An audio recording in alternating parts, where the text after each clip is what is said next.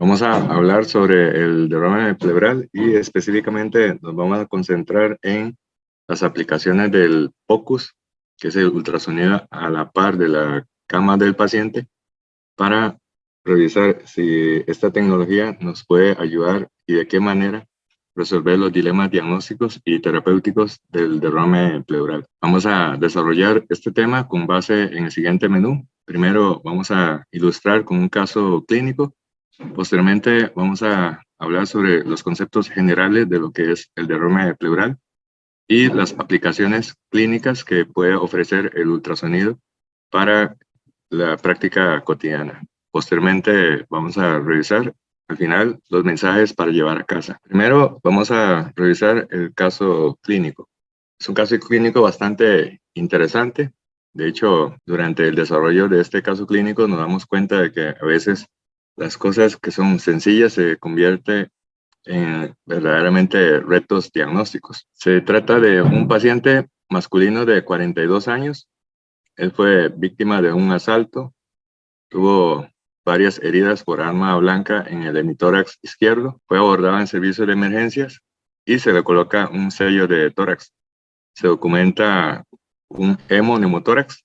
El paciente se mantuvo relativamente estable desde el punto de vista hemodinámico, pero se dejó en hospitalización para tratamiento antibiótico y para el seguimiento radiológico.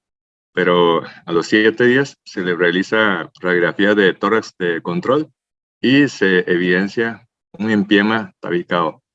Eso fue corroborado además por medio de una tomografía y esa es la razón por la cual se decide llevar a sala de operaciones para realizarle un procedimiento de drenaje quirúrgico del empiema. El procedimiento planeado fue una biotoracoscopía para drenaje bajo visualización directa de este empiema. Cuando este paciente llega a sala de operaciones, le hicimos una aproximación mediante el POCUS torácico. Aquí se puede ver el paciente, ya él está inducido.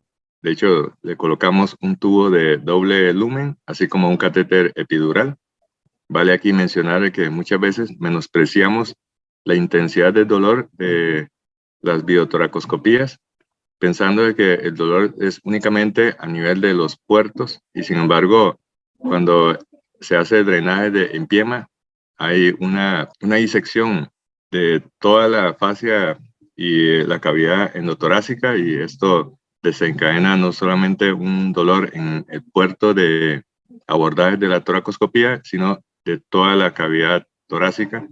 Y esa es la razón por la que decidimos colocar un catéter epidural para ofrecer una analgesia más adecuada. Cuando hicimos esta insonación, aquí con un transductor convexo, pero también luego alternamos con un transductor lineal. Aquí se puede ver todavía el sitio donde se había colocado la sonda de tórax, aquí donde había tenido las puñaladas. Aquí se puede ver la imagen del derrame pleural. Claramente se ve este líquido, esta zona anecoica que corresponde al líquido del derrame pleural. Y esto que correspondería a la pleura visceral. Estos movimientos se debe a la oscilación provocada por el latido del corazón. Entonces aquí claramente se ve que todavía tiene el derrame pleural a pesar de que el paciente tenía una sonda de tórax.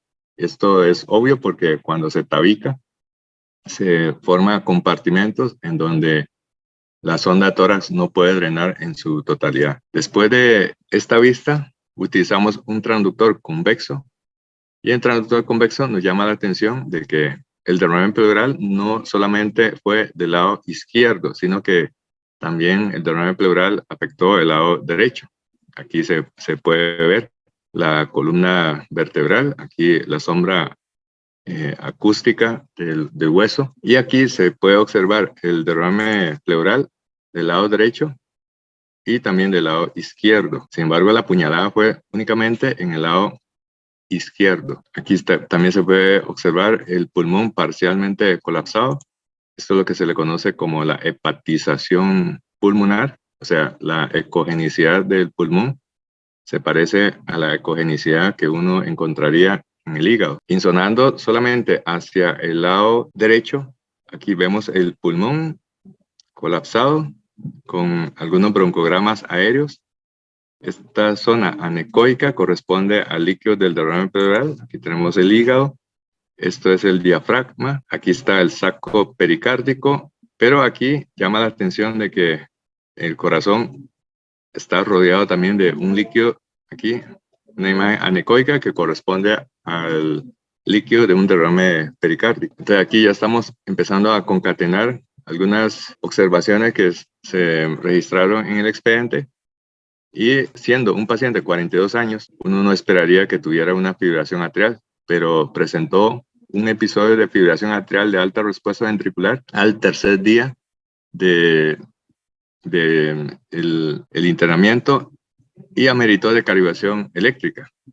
Entonces, aquí nos hace reflexionar de que el paciente no solamente tiene un derrame pleural, sino que también tiene un derrame pericárdico que ahora se puede visualizar perfectamente mediante el POCUS pulmonar. Y esta descripción no estaba en la tomografía que se le había realizado previamente. Por lo menos el radiólogo no reportó que tuviera un derrame pericárdico, pero esta vez el derrame pericárdico está muy evidente. Si bien no se ve todavía colapso diastólico, o sea, no hay compromiso hemodinámico, sin embargo, el derrame pleural no es despreciable. Recordemos de que el derrame pericárdico es clínicamente relevante y empieza a asociar con colapso hemodinámico cuando la separación entre el pericardio visceral y el pericardio parietal es de 1 centímetro o más. Obviamente también depende de las características del líquido y también del tiempo de evolución.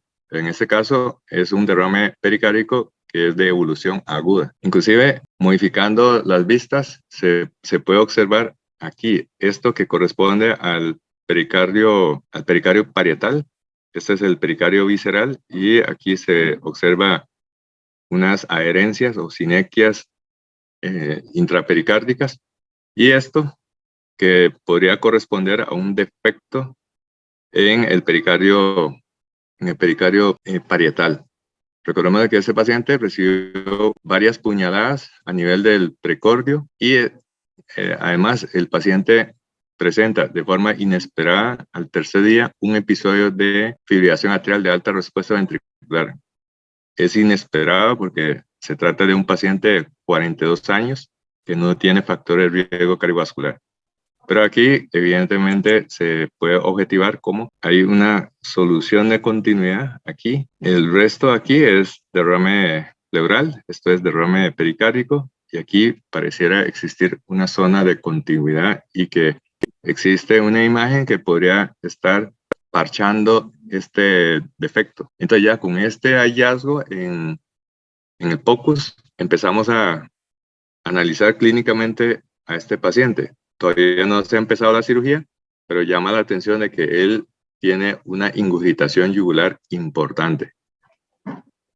Y cuando vimos esto, entonces ahora nos dirigimos hacia la vena cava inferior, y aquí en la vena cava inferior vimos de que tiene un diámetro de 3.03 centímetros. O sea, esta vena cava inferior está sumamente ingurgitada, tiene plétora de la vena cava inferior que corresponde a una congestión venosa. Entonces, aquí empezando a armar el cuadro, vemos que ha tenido esto que, producto de las puñaladas que recibió, fueron como pequeñas estocadas más bien. Esta zona fue del sello que se le acaba de retirar. Entonces, resumiendo de lo que llevamos, aparte de que tiene un derrame pleural, también tiene un empiema pericárdico, o sea, tiene dos empiemas. El empiema en el lado izquierdo, que fue la zona presupuestada, pero también tiene un empiema en el lado derecho y un empiema pericárdico que no estaba documentado previamente en la tomografía. Bueno, entonces con este caso, para introducir el tema del derrame pleural, vamos a salir un poquito del caso clínico y vamos a hacer un repaso de algunos conceptos generales de lo que es el derrame pleural y también de la aplicación del ultrasonido para la valoración de los pacientes con derrame pleural. Una situación que no es nada infrecuente. De hecho, el derrame pleural es una de las afectaciones torácicas y pulmonares más comunes que tenemos que lidiar en el día a día. Y ahora, el derrame pleural, aparte de la valoración clínica, contamos con la herramienta de la ultrasonografía. Y con esto nos permite visualizar directamente el derrame pleural sin recurrir a signos indirectos. O sea, eso es como la incredibilidad que cada día nosotros tenemos con el desarrollo tecnológico, de que la clínica ayuda, pero a veces la clínica tiene sus limitaciones y es necesario complementar nuestros 5 sentidos con un sexto sentido, en este caso con la ayuda de la tecnología.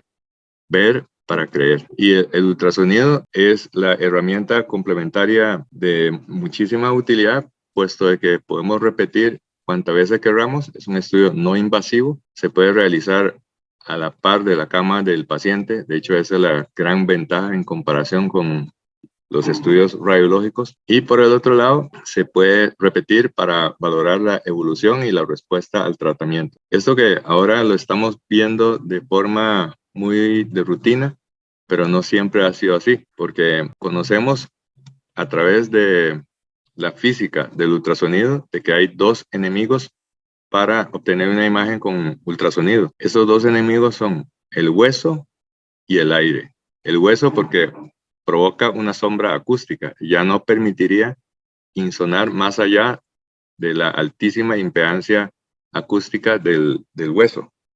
Y el aire porque es un pésimo conductor del ultrasonido y tampoco permite ver más allá del colchón de aire. Entonces, el hueso y el aire son enemigos de la imagen del ultrasonido. Y precisamente lo que más hay a nivel de tórax es hueso y el aire. Esa es la razón por la que de manera lapidaria los radiólogos habían sentenciado de que el ultrasonido no tiene utilidad para aplicación en el tórax debido a que el hueso de la costilla, de la columna vertebral y del esternón impediría ver las estructuras más allá del plano óseo. Y el aire de pulmón tampoco permite ver más allá de la presencia del aire. Sin embargo, esto de el hueso y el aire que provoca artefacto fue más bien aprovechado por un intensivista francés, el doctor Daniel Lichtenstein, que se le considera el padre del ultrasonido pulmonar. Lo que hizo el doctor Lichtenstein fue, utilizando un viejo aparato Toshiba de ultrasonido, empezó a insonar y a través de la interpretación de los artefactos, porque él lo que hacía era insonar con ese viejo aparato de ultrasonido Toshiba y luego se iba a ver la tomografía y la radiografía.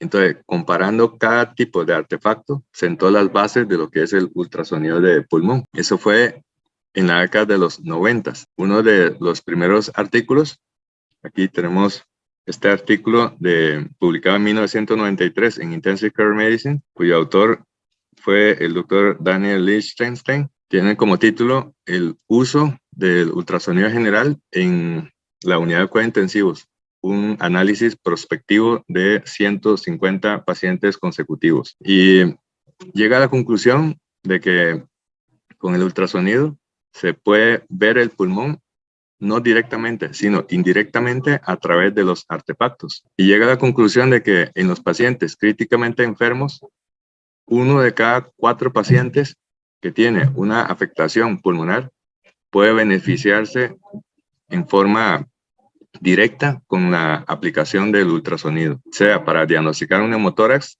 para consolidaciones, para derrame pleural, entre otras aplicaciones. Y podemos insonar a través de, ya sea los espacios intercostales, utilizando transductor sectorial, aquí también el transductor lineal y este transductor convexo. Entonces, para valorar estructuras más superficiales, utilizamos transductor de alta frecuencia lineal como este, pero podemos insonar más allá de los 5 centímetros con los transductores convexos y todavía más allá de los 10 centímetros con un transductor de tipo sectorial. Y esa es la versatilidad de la aplicación de la ultrasonografía.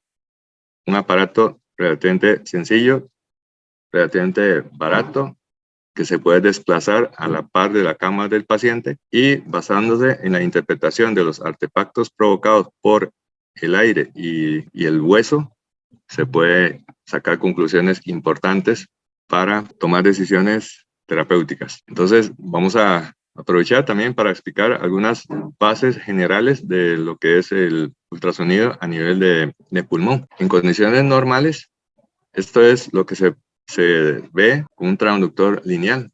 Aquí tenemos un pulmón que está normal. Esta sombra acústica es provocada por el hueso, la costilla en ese caso, y en medio tenemos el espacio intercostal y esto que se mueve en forma cíclica al son del patrón respiratorio y la imagen provocada por el roce pleural. Acá arriba tenemos los músculos intercostales, los externos y los internos, y debajo lo que vamos a ver sería el artefacto cuando el ultrasonido pega contra la pleura y más abajo hay una alternancia de aire con parénquima pulmonar. Esto es lo que se ve en condiciones normales, son artefactos. No es que el pulmón directamente se vea así, sino que aquí se ve los efectos de el hueso, aquí la sombra acústica y el aire aquí del parénquima pulmonar. Entonces, en resumidas cuentas, los hallazgos de un pulmón normal son la presencia de deslizamiento pulmonar o pleural. Esto es que la pleura parietal y la pleura visceral se rozan entre sí, generando un aspecto que ha sido descrito como un caminito de hormiga. De hecho, de manera bastante creativa, aquí, si uno imagina esto, es como ver realmente un caminito de hormigas. Y veríamos también la línea pleural, que es hiperecoica, y después vamos a ver un artefacto de reverberación llamado las líneas A. Vamos a ver el deslizamiento pulmonar. El deslizamiento pulmonar se debe a que la pleura visceral y la parietal se mueve y se roza entre sí. Obviamente lo que se mueve principalmente es la pleura visceral, la pleura parietal está inmóvil y con esto genera una imagen en el ultrasonido que se compara como un caminito de hormigas. De hecho, la presencia de este caminito de hormigas, este deslizamiento pulmonar o pleural, es un hallazgo que descarta la presencia de un neumotórax, dado que cuando hay neumotórax, esa capa de aire separa la pleura parietal de la visceral y no se da ese deslizamiento. Consecuentemente, la presencia de un deslizamiento pulmonar o pleural es un hallazgo 100% específico de que ese paciente no tiene un neumotórax. Acá podemos ver también, se trata de un pulmón que es enfermo, tiene una pleura que está irregular. Esto es lo que se le conoce como pleura flecada o pleura mordisqueada. Lo que hay aquí son pequeñas consolidaciones subpleurales y aquí se puede ver también unas imágenes que se proyectan en forma de rayo láser. Estas son las líneas B. La presencia de líneas B indica de que aquí hay un aumento de agua extravascular pulmonar, específicamente cuando se acumula agua a nivel de los tabiques interceptales y provoca ese aspecto que se conoce como líneas B. Se escribe de forma análoga como si fuese las líneas de un rayo láser. Empieza desde la pleura y termina hasta la parte final de la imagen. Bueno, acá entonces serían las capas que atraviesa el ultrasonido. Tenemos hueso, aquí costilla, costilla, aquí es el espacio intercostal. Tenemos dos capas de músculo, los intercostales internos y los intercostales externos. Y luego, más allá de esto, tenemos esto que corresponde a la fascia endotorácica. Y luego tendríamos las dos hojas de la pleura parietal y luego aquí la pleura visceral. En medio de estas dos se encontraría se encontraría el espacio pleural. Y por debajo de esto tendríamos el parénquima pulmonar, que contiene hueso, pero contiene aire, contiene sangre y parénquima pulmonar. Entonces, cuando nosotros ponemos un transductor aquí para insonar, obviamente sería preferentemente a través del espacio intercostal para precisamente evitar la sombra acústica provocada por la costilla. Y cuando tenemos entonces el transductor puesto de esta manera, la imagen resultante sería esta. Entonces, aquí tenemos la pared torácica, tenemos la pleura parietal y la visceral que se desliza entre sí, y por debajo tendríamos el parénquima pulmonar. Aquí podemos ver esto que corresponde a una línea B. Aquí tenemos otra línea B. Esta línea B, para entender bien, corresponde a estos tabiques interceptales. Aquí se ve un tabique, y ese tabique, en este punto, hay una pequeña cantidad de líquido, y esta interfase de aire y líquido genera una imagen que corresponde a una línea B. Esta línea B no es patológica, es normal que exista tabiques interceptales, pero cuando hay una cantidad excesiva de agua extravascular pulmonar, disminuye la proporción de aire con respecto a agua. Y entonces vamos a ver varias líneas B. En una insonación a través de un espacio intercostal, lo normal es que no veamos más de 3 líneas B. Más de 3 líneas B, y más aún, si tiene más de 7 líneas B, ya corresponde a un hallazgo anormal, indicando que hay aumento de agua extravascular pulmonar. Acá, cuando se analiza todos los artefactos, podemos ver que la costilla genera una sombra acústica. Por eso aquí no se ve una imagen completamente oscura, negra, que corresponde a la sombra acústica.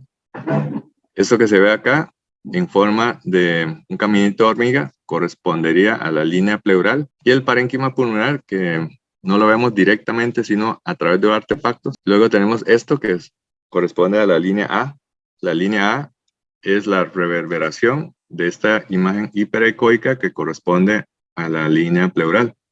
O sea, de la línea pleural hasta la línea A hay una distancia que es exactamente igual que de la línea pleural hasta la huella del transductor del ultrasonido. Esto es por un efecto de reverberación del eco.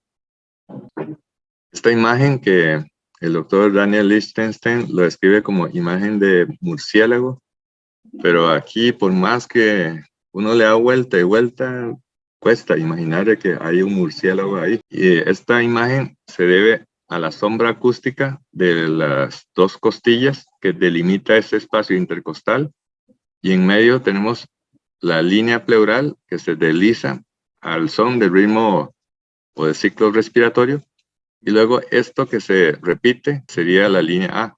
Entonces, esta es la primera, o A1, esta es la segunda, que es A2, esta es la tercera, que es A3. Entonces, la medición de la distancia entre la pleura a la primera línea A se calca, y vemos cómo tiene la misma distancia. Y además, la distancia desde la pleura hasta la superficie de la piel, cuando está en contacto con la huella del transductor, es exactamente la misma distancia de la pleura a la línea A. Esto indica de que estos son artefactos, no es que el pulmón realmente tiene esta segmentación así horizontal, sino que son artefactos provocados por la presencia de aire y la reverberación. Entonces, esto, si uno analiza y hace la comparación, probablemente se parece más a la cara de un avestruz, con los dos ojos aquí, y luego aquí la abertura que corresponde al pico. Bueno, sin embargo, el concepto lo importante es que aquí estamos viendo efecto provocado por artefacto de hueso y también por la presencia de aire. Y esta es la razón por la que con el ultrasonido podemos utilizar en tórax para diagnosticar neumotórax, derrame pleural, edema pulmonar consolidación y parálisis diafragmática. Para efectos del tema de hoy, vamos a concentrarnos únicamente en el derrame pleural. En otro momento podemos hacer una revisión de cada una de estas 4 anormalidades, pero para efecto del tema vamos a concentrarnos en el derrame pleural. Es importante entonces repasar la fisiopatología del derrame pleural. Esto es lo que encontraríamos en condiciones normales: una pleura visceral y una pleura parietal, y en medio tenemos el espacio pleural. Este espacio contiene una mínima cantidad de líquido que facilita el deslizamiento de estas 2 hojas una sobre la otra. Entonces, aquí en la histología de la pleura, en este caso pleura parietal, vemos todo esto que corresponde a la pleura, tiene una sola capa de células de recubrimiento. Debajo tendríamos la membrana basal y hay una nutrición de esta hoja pleural a través de estos vasos, pero también existe en el intersticio una red de vasos linfáticos como acá, que se encarga de drenar cualquier excedente de líquido presente en el espacio pleural. O sea, el líquido se transuda, pero existe un equilibrio dinámico entre la producción y la reabsorción. Y esto se hace a través del drenaje linfático. Este drenaje linfático no solamente está en la pleura parietal, sino también en la pleura visceral. La presencia de esta red de drenaje linfático explica que en condiciones normales se drena alrededor de unos 20 mililitros de líquido linfático cada hora. Pero en situaciones en donde hay aumento de la producción de líquido pleural, como por ejemplo en los casos de insuficiencia cardíaca congestiva, la red de linfático puede aumentar la capacidad de drenaje hasta 1000 mililitros cada hora.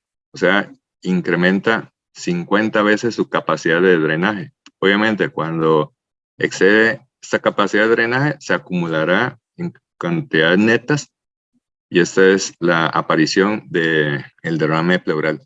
Entonces, vemos de que estos vasos linfáticos tienen válvulas unidireccionales, garantizando un movimiento en un solo sentido para que el líquido pueda drenarse hasta retornar al sistema venoso. Cualquier fuerza que perturba ese equilibrio dinámico entre la producción y la reabsorción resultará en un derrame pleural. Y existe muchas causas de derrame pleural. Estas son las más comunes: insuficiencia cardíaca congestiva, neoplasia, neumonía bacteriana y embolia pulmonar. La insuficiencia cardíaca congestiva característicamente es un derrame pleural de tipo transudado con bajo contenido de proteína, y obviamente aquí tenemos que complementar con la historia clínica y el examen físico. Encontraríamos a la historia clínica antecedente de alguna afectación cardíaca.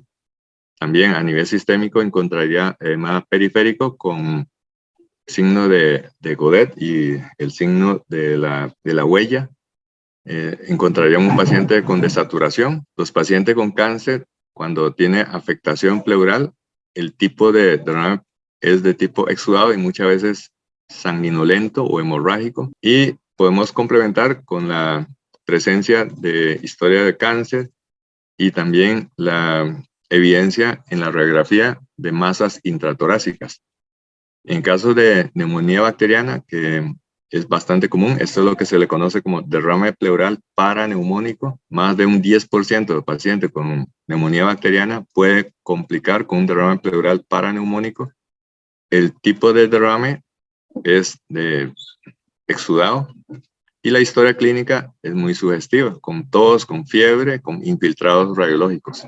Y en embolia pulmonar puede ser un derrame pleural tipo transudado o exudado. Generalmente son casos en donde el derrame es de tipo cero sanguinolento, cero hemático, y en parte este líquido es altamente irritativo y explica por qué los pacientes con embolia pulmonar experimentan dolor torácico. Uno pensaría que el parénquima pulmonar per se no tiene terminaciones sensitivas de dolor. Entonces, una embolia pulmonar no debería generar dolor en el paciente, pero muchas veces los pacientes se quejan de una estaca o un dolor de tipo pleurítico, y esto es porque está cursando con un derrame pleural, con irritación de los receptores de dolor. Estos receptores de dolor se encuentran en la pleura parietal, no en la pleura visceral. Y en embolia pulmonar, obviamente, el paciente nos refiere sensación de disnea, y también a la historia clínica tenemos que verificar los factores de riesgo para embolia pulmonar, que previamente el paciente tuvo que haber tenido una trombosis venosa profunda, de ahí migró hacia la circulación pulmonar. O sea, historias de inmovilización, muy comúnmente en los pacientes quirúrgicos, especialmente cuando la inmovilización ha durado más de una semana. Y el dolor característico de tipo pleurítico. Vamos a ver algunas causas de derrame pleural tipo transudado.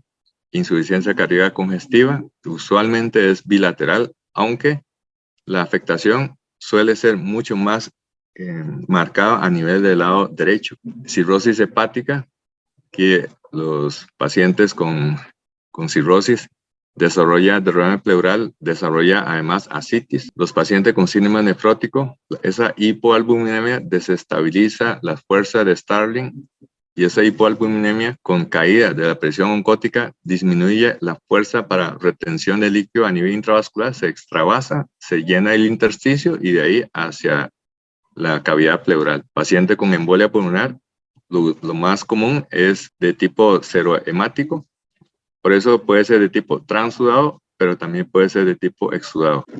En forma inusual, el mixedema y la sarcoidosis. Y acá tenemos las causas de derrame pleural tipo exudado, siendo muy común en el cáncer de pulmón, cáncer de mama, mesoteliomas, infecciones del espacio pleural, muy común el derrame pleural paraneumónico, que es aquel derrame que acompaña una neumonía. Esta neumonía puede ser adquirida en la comunidad o una neumonía de tipo nosocomial. Hasta un 10% de los pacientes con derrame con neumonía puede desarrollar esta complicación, que es el derrame pleural paraneumónico. La tuberculosis, si bien no es tan común en la actualidad, pero siempre hay que pensar en diagnóstico diferencial de paciente con derrame pleural. La embolia pulmonar, complementando con la diapositiva anterior, ve que puede ser de tipo exudado, pero también puede ser de tipo transudado. Algunas enfermedades gastrointestinales, muy comúnmente la pancreatitis, los abscesos intraabdominales y pacientes con perforación de esófago. Hay una comunicación de la cavidad pleural con la cavidad abdominal a través del diafragma. Esto han sido denominados los poros de von Recklinghausen. De ahí que pacientes que tengan peritonitis puede también desarrollar derrames pleurales. Pacientes con enfermedades reumáticas como artritis reumatoidea, lupus, Sjögren, amiloidosis, una granulomatosis de Wegener, esclerosis sistémica y una gran cantidad de otras causas como la linfangioleiomyomatosis, granulomatosis de células de Langerhans, el síndrome de Meigs, algunas drogas, la lesión inducida por radiación, pacientes con hemotórax, los pacientes de trauma, por ejemplo, y los pacientes con quilotórax. Bueno, y cuando utilizamos el POCUS pulmonar para valorar derrame pleural, nos ayuda en 3 sentidos. Primero, nos ayuda a documentar la presencia del derrame pleural, o sea, diagnosticar el derrame pleural. Y una vez que se documenta el derrame pleural, el POCUS pulmonar nos da información adicional para clasificar si es un transudado o un exudado. Evidentemente, el manejo entre un transudado y un exudado es completamente diferente. Y algo también muy útil es que nos permite estimar el tamaño. Y esto también tiene implicaciones desde el punto de vista de manejo. Si es un derrame pequeño, probablemente se puede observar o se puede drenar de forma percutánea a través de la colocación de un delgado catéter de neumocas. Pero si es grande, masivo, el paciente tiene que ser manejado con una sonda de tórax, una sonda de toracostomía. El ultrasonido pulmonar se puede utilizar para la detección de diversas anormalidades a nivel de tórax. Dentro de eso tenemos el neumotórax, quizás una de las aplicaciones más comúnmente utilizadas del POCUS pulmonar es precisamente el diagnóstico de neumotórax, tanto aquellos pacientes que han tenido trauma de tórax o aquellos pacientes que después de un procedimiento como colocación de una vía central queremos rápidamente descartar la presencia de un neumotórax. También otras aplicaciones incluye el derrame pleural, la valoración del edema pulmonar, la valoración de consolidación y la movilidad del diafragma. De todas esas anormalidades, vamos a concentrarnos únicamente en el derrame pleural. Cuando nosotros buscamos literatura sobre el derrame pleural, primero tenemos que entender la definición de la palabra en español derrame. Es curioso que derrame es una palabra muy utilizada en el lenguaje popular. Uno oye, por ejemplo, cuando hay una parálisis facial, los pacientes refieren que le dio un derrame facial. O cuando tiene un evento cerebrovascular, los pacientes dicen que le dio un derrame cerebral. Pero la definición de derrame en español es que un líquido se esparce a través de una abertura hacia una superficie extensa. Ese es el concepto en español de derrame. Y generalmente lo asociamos con un líquido que se esparce y hace un reguero. Pero ¿por qué decimos derrame pleural y no alguna otra palabra? De hecho, si uno busca literatura en inglés, la palabra derrame no aparece. Por ejemplo, en este artículo dice diagnóstico y manejo dice efusión pleural maligna. Y está esa palabra muy extraña, por lo menos para el diccionario en español, de efusión pleural. Nosotros no decimos efusión pleural, decimos derrame pleural. Y esto se repite sistemáticamente. Uno entra a un buscador de literatura biomédica en inglés y no aparece la palabra derrame. Pero sí, en el caso de literatura anglosajona, la palabra effusion. Aquí dice manejo moderno de un derrame pleural unilateral, pero dice efusión pleural unilateral. Y lo mismo aquí en este otro artículo, nuevamente efusión pleural. Entonces, ¿esa palabra efusión en español existe o no existe? Pues sí, de hecho, la palabra efusión en español es en realidad un término que se utiliza en física y en química y se refiere al proceso que ocurre cuando un gas que está bajo presión escapa de un recipiente hacia el exterior por medio de una abertura. Entonces se refiere a movimiento de un gas saliendo a través de un orificio a favor de un gradiente de presión. O sea, si en este caso tenemos un orificio y aquí tenemos un recipiente que está compartimentalizado, esta superficie es impermeable al gas. Pero si tenemos un hueco, entonces las moléculas de gas van a salir a través de este orificio para pasar a este segundo compartimento. Y entre mayor sea esta abertura, mayor va a ser la velocidad con la que sale esta molécula de un compartimento hacia el otro compartimento. Y aquí se puede ver cuando aumenta el diámetro de este orificio, va a pasar con mucho más velocidad en comparación con esta otra situación. Ese es el concepto de efusión. Muy ligado a la palabra efusión es la palabra difusión. La difusión se refiere, y ese es un proceso que sí estamos más acostumbrados, por lo menos en fisiología, y tiene que ver con el paso molecular a través de una membrana que es semipermeable. Observe que aquí no es que hay un orificio grande, no es que hay un único orificio. Lo que hay más bien es una membrana semipermeable. De manera ilustrativa, es la bicapa lipídica de una membrana celular que tiene dos superficies, una superficie interna y una superficie externa. Cada uno lo que tiene en su interior, así un sándwich, es una zona lipídica con una zona proteica exterior e interior. Y acá, de un compartimento, en este caso, el compartimento extracelular, y este es el compartimento intracelular. Como se encuentra de diferente concentración, tiende a mover la molécula desde el compartimento de mayor concentración hacia el compartimento de menor concentración. Observe que aquí está pasando desde el extracelular al intracelular, que es tiempo dependiente. Llega un punto en que se equilibra ambas concentraciones y la tendencia neta de movimiento dinámico de un lado al otro cesa y de esta manera se llega a un equilibrio.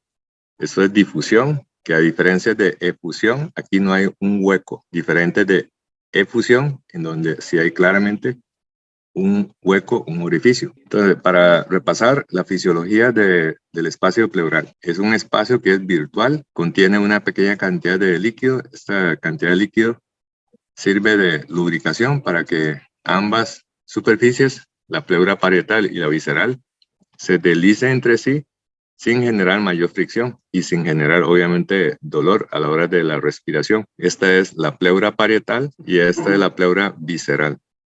La pleura parietal sí tiene inervación sensitiva, de hecho duele, en comparación con esto que es la pleura visceral, que carece de terminaciones sensitivas de dolor. Entonces, cuando un paciente tiene un neumotórax, lo primero, uno de los síntomas más comunes es precisamente el dolor, que nosotros lo describimos como un dolor pleurítico, que es el dolor que se desencadena cada vez que el paciente inspira y expira. Y esto se debe no porque la pleura visceral duele, sino porque la pleura parietal, que tiene terminaciones sensitivas, al perder ese contacto, entonces se produce estímulo de esas terminaciones nerviosas de dolor en la pleura parietal.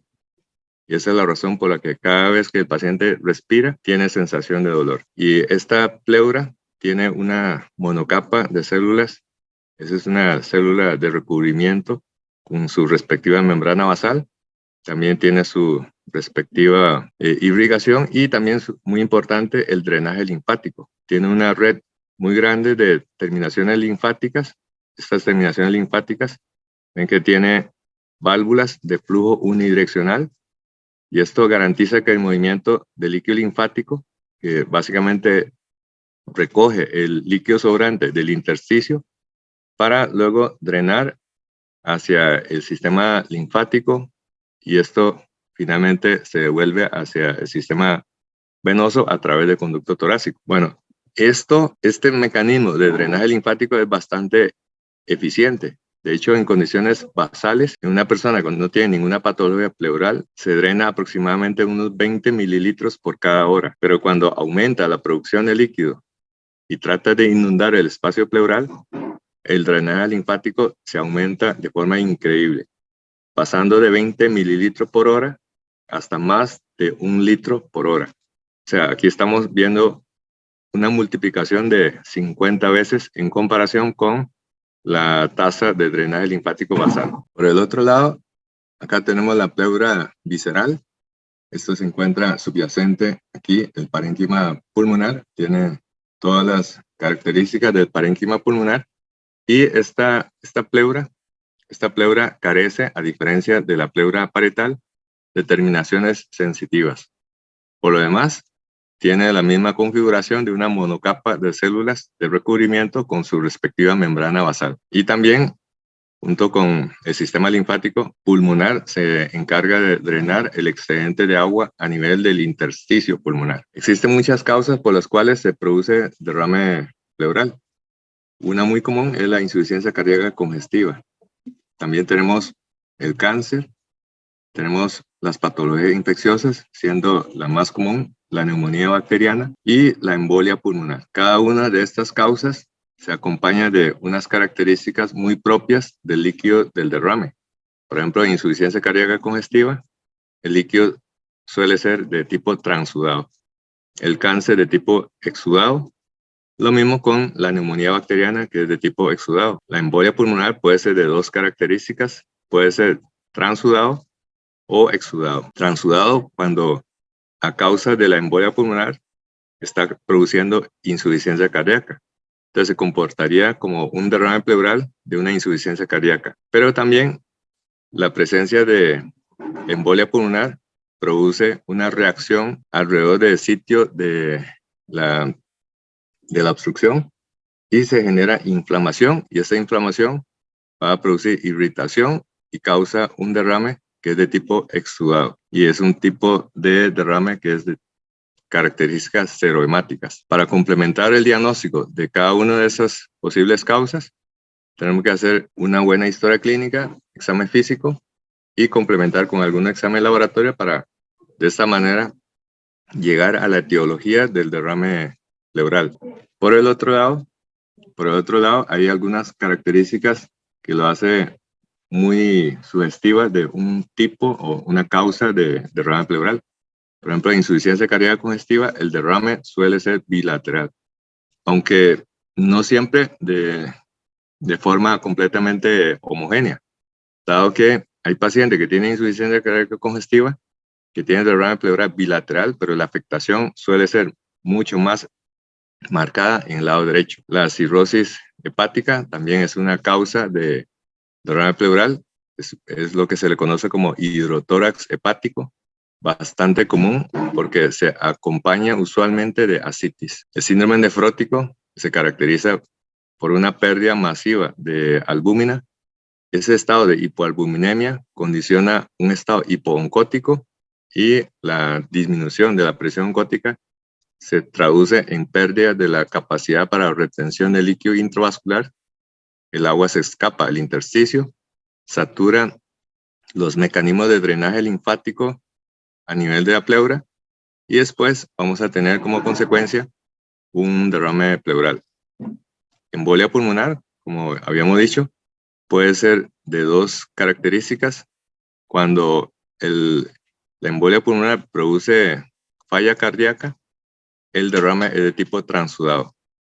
Pero cuando la embolia pulmonar produce un cuadro de inflamación alrededor de sitios de la obstrucción, el derrame suele ser de tipo exudado y macroscópicamente se ve un líquido que es de tipo serohemático. Casos bastante inusuales de derrame tipo transudado son el mixedema y la sarcoidosis. Y en cuanto a derrame pleural tipo exudado, hay una lista muy grande de causas. Tenemos bastante común el cáncer, la infiltración pleural provoca un derrame que suele ser de tipo sanguinolento. Tenemos ejemplo el mesotelioma, cáncer de mama, cáncer pulmonar, las infecciones en el espacio pleural, bastante común el derrame pleural paraneumónico, especialmente común en las neumonías de tipo bacteriana.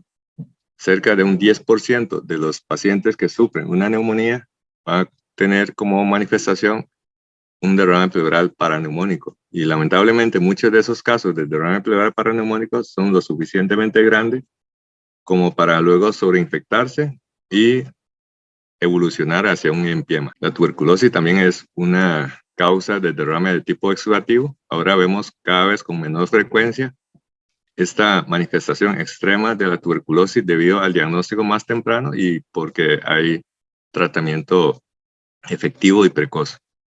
La embolia pulmonar, que puede ser derrame pleural tipo transudado o exudado, y las patologías gastrointestinales, muy común la pancreatitis.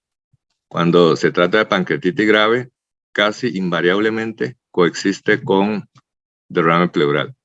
Abscesos intraabdominales y las perforaciones esofágicas suelen ser causas de derrame pleural de tipo exudado. Las enfermedades autoinmunes, reumatológicas y la vasculitis también puede cursar con policerositis. Y esa policerositis se va a manifestar con derrames en diferentes zonas, como derrame articular, y en el caso de la cavidad pleural, que está recubierto por una capa cerosa, esa policerositis se va a manifestar por derrame pleural. La linfangioleucomiomatosis es una enfermedad idiopática que afecta principalmente a mujeres y en edad reproductiva. Es una causa de derrame pleural de tipo exudado, aunque esta patología es bastante inusual. Granulomatosis de Langerhans, célula Langerhans, síndrome X, drogas, las pleuritis actínicas, el hemotórax, hilotórax son causas de derrame pleural de tipo exudado. En el caso de la aplicación de POCUS, tenemos 3 ayudas del ultrasonido para valorar el derrame pleural. Primero, permite documentar la presencia del derrame pleural.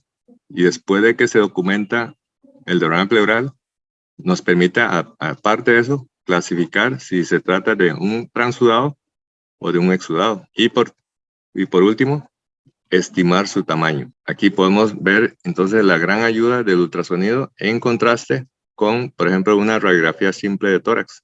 La radiografía simple de tórax nos ayuda a diagnosticar un derrame pleural, pero no nos permite diferenciar si se trata de un transudado o si se trata de un exudado, cosa que con el ultrasonido fácilmente se puede diferenciar.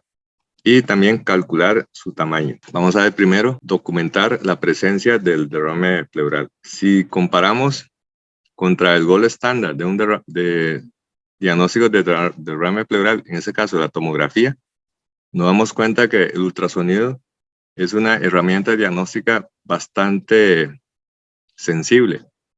Por ejemplo, para el derrame pleural, la sensibilidad de la ultrasonografía en comparación con la tomografía es de un 94%, una especificidad de un 97%. O sea, el ultrasonido es una herramienta de suma utilidad y también de una alta precisión y exactitud para el diagnóstico de un derrame pleural.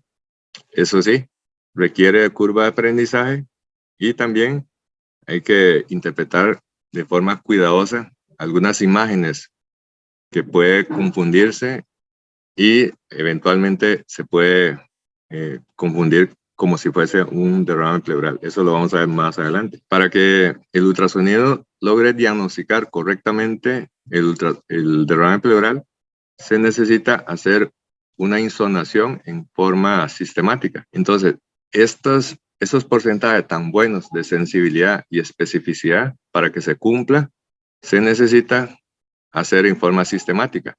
Entonces, para ello existe una serie de algoritmos, técnicas, trucos, como quieran llamar. Lo importante es que cuando se va a hacer una insonación para buscar derrame pleural, tiene que hacerse sistemáticamente para que no quede una zona sin valorar. Entonces, podríamos dividir la pared torácica en 3 zonas. En la parte anterolateral tenemos la zona 1, la zona 2 y la zona 3. Una regla básica para el derrame pleural es que el líquido pesa más que el aire. Consecuentemente, cuando queremos buscar derrame pleural, la zona más sensible para la detección sería en la zona 3, en las partes dorsales. Y en algunos casos podemos pedir al paciente que gire en decúbito lateral para poder pinzonar a la zona paravertebral, aquí, en la parte posterior y paravertebral. Ahí donde por gravedad se acumula el líquido. Esto contrasta con el neumotórax. El aire se va para arriba y donde encontramos con mayor sensibilidad un neumotórax sería en la zona 1 o aquí en la zona 2. Y eso lo podemos también observar en una radiografía de tórax convencional. En una radiografía de tórax convencional, muchas veces cuando se toma con el paciente en la cama, el líquido se esparce y eventualmente no podemos ver esto que se le conoce como el signo de menisco. El signo de menisco solo se presenta cuando se trata de un derrame pleural libre y además con un paciente que se ha tomado la radiografía en decúbito en posición sentada. Si tenemos duda y el paciente no puede sentarse, una alternativa es tomar una radiografía con el paciente en decúbito lateral con rayos tangenciales. Entonces, este concepto se explica porque el líquido tiende a ir hacia las partes inferiores y sobre todo las partes más declives que en una radiografía frontal. La zona más declives son los recesos costodiafragmáticos y los recesos cardiofrénicos. Y en una radiografía lateral sería el receso costovertebral. Y en el caso, entonces, de un derrame pleural mediante insonación, la zona donde deberíamos de buscar sería también en la zona más declives, la zona 3 y en la zona también paravertebral. Vamos a ver un ejemplo. Aquí se puede ver esto que se conoce como el signo de la columna vertebral. Aquí tenemos el hígado. Esto que se ve acá es el diafragma. Y esto, hiperecoico con sombra acústica, corresponde a los cuerpos vertebrales, el hueso no permite que las ondas acústicas continúen su trayecto, entonces se refleja y produce esta imagen de hiperecoica y con una sombra acústica. Entonces aquí tenemos un cuerpo vertebral, aquí tenemos otro cuerpo vertebral y aquí tenemos otro cuerpo vertebral. El haz de ultrasonido atraviesa el parénquima hepático, choca contra la pleura y el peritoneo y el diafragma en medio y genera esta imagen que es hiperecoica que corresponde al diafragma. Pero aquí en esta zona que correspondería al receso o este receso que se forma entre el hígado y la columna vertebral, en condiciones normales debería estar lleno de aire. Al estar bien aireado, entonces el sonido no logra conducirse de forma adecuada y consecuentemente no deberíamos ver la columna vertebral más allá de este receso. Entonces esto se le conoce como el signo de la columna vertebral y es un hallazgo muy sensible para la detección de derrame pleural. De hecho, cuando vemos esto, significa que el volumen de este líquido es de al menos 20 mililitros. O sea, instilando en forma experimental 20 cc de líquido en el espacio pleural y haciendo una insonación hacia este receso, si vemos el signo columna vertebral, podemos afirmar dos cosas. Número uno, que tiene un derrame pleural. Y número dos, que el derrame pleural tiene más de 20 mililitros de volumen. Y este volumen es bastante menor en comparación, como por ejemplo, cuando se hace una radiografía de tórax. En una radiografía de tórax, el hallazgo más temprano de un derrame pleural libre es la obliteración del ángulo costovertebral. Pero para obliterar el ángulo costovertebral se necesita entre 100 a 150 mililitros de volumen de derrame. Para obliterar el receso costodiafragmático se requiere de al menos 300 mililitros de volumen. Entonces aquí estamos diciendo de que el ultrasonido es una herramienta diagnóstica muy precisa y además muy sensible para detectar incluso derrames pleurales muy pequeños. Y en caso de un derrame pleural mucho mayor, podríamos ver esto que se llama signo de la lengüeta. Aquí el parénquima pulmonar está atelectasiado debido al líquido que lo está rodeando y aquí hace que se produzca el colapso del pulmón, se vuelva de una característica comparable con la ecogenicidad del hígado y este fenómeno se llama hepatización pulmonar. Aquí vemos el diafragma, de hecho el paciente tiene además de derrame pleural, tiene ascitis y esto es el hígado. Aquí es el espacio subfrénico que en condiciones normales, si no tuviera este líquido ascítico, el hígado estaría en contacto con el diafragma. Y aquí podemos ver esto que correspondería a parénquima pulmonar con zonas de atelectasia. Esto es lo que se le conoce como broncograma aéreo. Estos pequeños puntos hiperecoicos corresponde a vía aérea que al tener férula cartilaginosa no se colapsa completamente, no se da el fenómeno de aireación completa. Y esta es la razón por la que cuando vemos esto, decimos que el paciente tiene una atelectasia compresiva o atelectasia pasiva, como consecuencia del líquido circundante que hace que se produzca la deaireación pulmonar. Y en caso más masivo, como en este caso, vemos que el derrame pleural es bastante significativo. Aquí tenemos el hígado, este es el diafragma, tiene una porción muscular y esto que está acá es la porción tendinosa en el centro. Y aquí completamente colapsado el pulmón. De hecho, aquí no se ve parénquima pulmonar. Todo esto es el líquido del derrame. Y vemos acá la columna vertebral que en condiciones normales no deberíamos de ver, porque si aquí hubiera aire, no podríamos ver ninguna imagen más allá del aire. Entonces aquí esto es el signo de columna vertebral. Esto que se ve acá es la sombra acústica de un cuerpo vertebral. Aquí viene otro cuerpo vertebral. Y todo esto es el líquido del derrame pleural. Es un derrame pleural masivo. Aquí no se acompañó de ascitis. Muchas veces cuando hay un estado de congestión, de sobrecarga circulatoria, también se acompaña de de ascitis, que no es en este caso. Acá también vemos otro ejemplo de derrame pleural. Este es el diafragma, este es el hígado. Aquí cabe mencionar de que el derrame pleural se ve con mucho más facilidad cuando es en el lado derecho en comparación con el lado izquierdo. ¿Eso por qué? Porque aquí podemos aprovechar la ventana acústica que nos ofrece el hígado. Aunque también del lado izquierdo, el diagnóstico de un derrame pleural no es tan difícil, porque también podríamos aprovechar la pequeña ventana acústica del vaso. Y aquí lo que vemos es el signo de la lengüeta. Aquí claramente se ve esta lengüeta de pulmón que está colapsado. Con esto, que son imágenes hiperecoicas, que aparece y desaparece.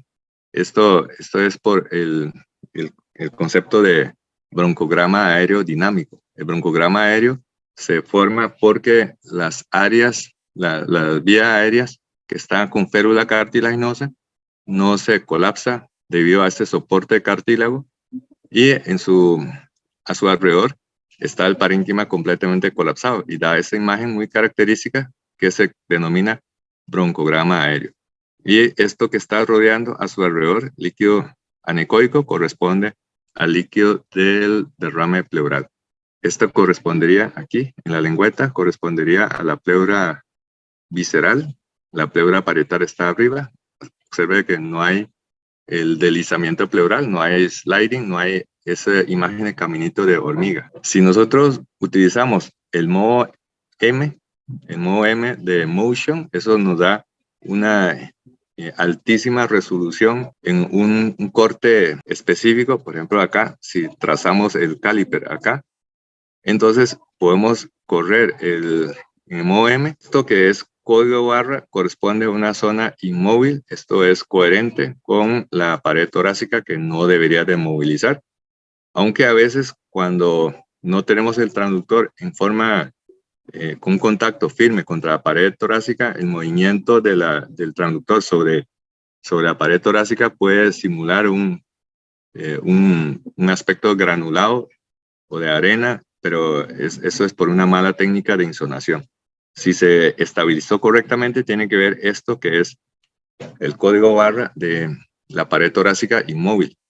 Y subyacente aquí vemos algo que está hipoecoico y luego aparece esto y luego se alterna con nuevamente una imagen hipoecoica en este corte, en modo M.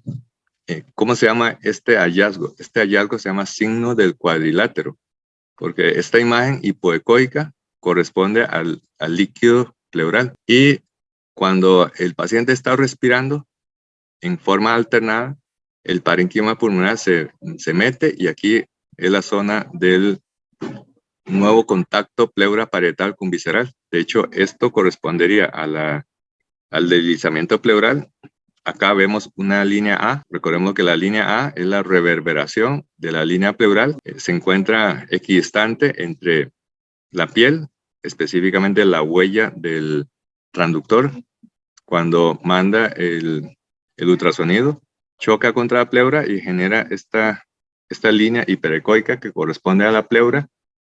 Luego se reverbera y se va copiando esto y esto. Esto es la línea A1, la línea A2. Y en caso del derrame pleural, esta zona que tiene una morfología de un cuadrilátero se le conoce como signo cuadrilátero, que corresponde exactamente al sitio donde está el derrame pleural. Acá podemos ver nuevamente este fenómeno. Entonces acá vemos el derrame pleural aquí.